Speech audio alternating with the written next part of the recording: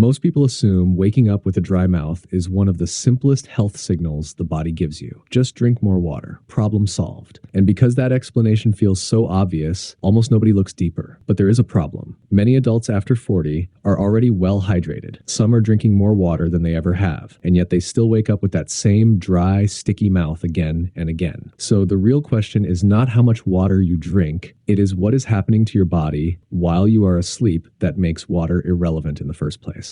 Saliva production follows a biological clock. During waking hours, eating, speaking, moving, flow is near its peak. Healthy adults produce roughly 1.5 liters of saliva every day, steadily, reliably. At night, the signals that drive that output go quiet. Flow drops to the lowest point of the entire cycle. This is not a malfunction. It has always happened. Every night, in everyone. But here's what most people have never heard about that drop. You cannot feel a reduction in saliva until it falls by roughly 50% below your personal baseline. Below that threshold, undetectable. The body absorbs it. You wake up fine. Above it, the sticky tongue, the tight lips, the need for water before a single thought. The nighttime dip has been there your entire adult life. So something else is changing after 40, something that starts pushing the body across that threshold regularly. And the next clue does not come from the salivary glands at all. When researchers analyzed sleep study records from patients who reported waking with a dry mouth, a pattern appeared that almost nobody expected. Not a particular age, not a dietary habit, a specific thing happening to the airway during sleep. Among patients with obstructive sleep apnea,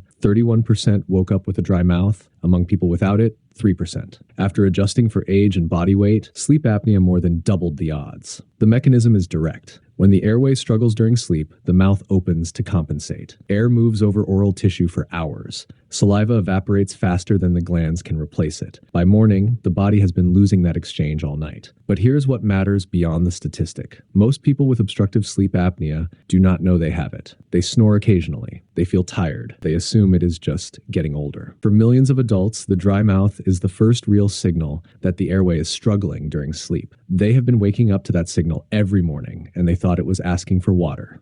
But the airway is only part of it, because there is a second factor, and this one is harder to sit with. In many cases, what is contributing to the dry mouth is not a disease, not a structural problem. It is something people are deliberately taking: antihistamines, antidepressants, blood pressure medications, diuretics, bladder control drugs, common over-the-counter sleep aids. More than 150 medications in routine use share a mechanism. They block or suppress the nerve signals that tell salivary glands to produce saliva. Systematic reviews show that even one such medication nearly doubles the reported rate of dry mouth. In people taking 4 or more, which becomes increasingly common in midlife, the effects compound. One widely cited dental review puts 30 to 40% of older adults in the xerostomia category and describes it primarily as an adverse effect of medication, not the passage of time. The antihistamine for old allergies, the antidepressant started a year ago, the blood pressure pill at bedtime. None of them came with a note connecting them to the 5 a.m. cottonmouth, but for a significant number of people, one of them is the reason.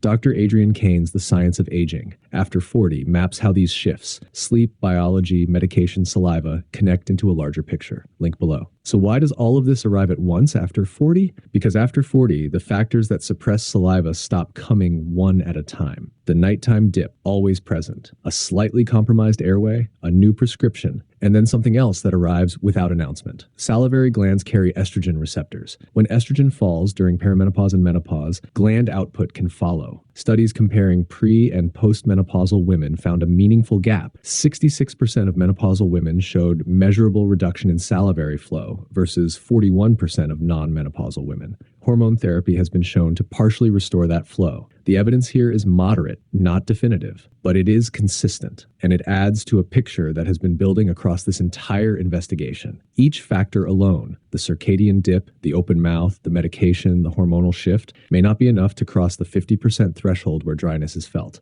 But stacked together in a body quietly carrying more than it used to, they do. That is why this symptom often seems to appear from nowhere. Not because something broke overnight, because enough things quietly shifted at the same time. Here is what this investigation is actually pointing toward. The dry mouth is not the problem. It is the evidence of something else, not the salivary glands wearing out, not the body surrendering, not aging as a force of pure subtraction, Something more specific. The moment when several overlapping pressures, each manageable on its own, accumulate past the point where the body can absorb them without being heard. The glands are still there, still producing. The system has not given up. What changed is everything pressing against it. The airway working overtime through the night. The medication quieting the nerves that should be signaling the glands. The hormones no longer providing the same buffer. The nighttime dip landing in a body with less room to absorb it quietly than it had 10 years ago. And when that accumulation crosses the line, the body does what it always does. It finds a way to be noticed. That parched feeling before the alarm, before the first word, before anything, is not aging talking. It is a system asking to be understood.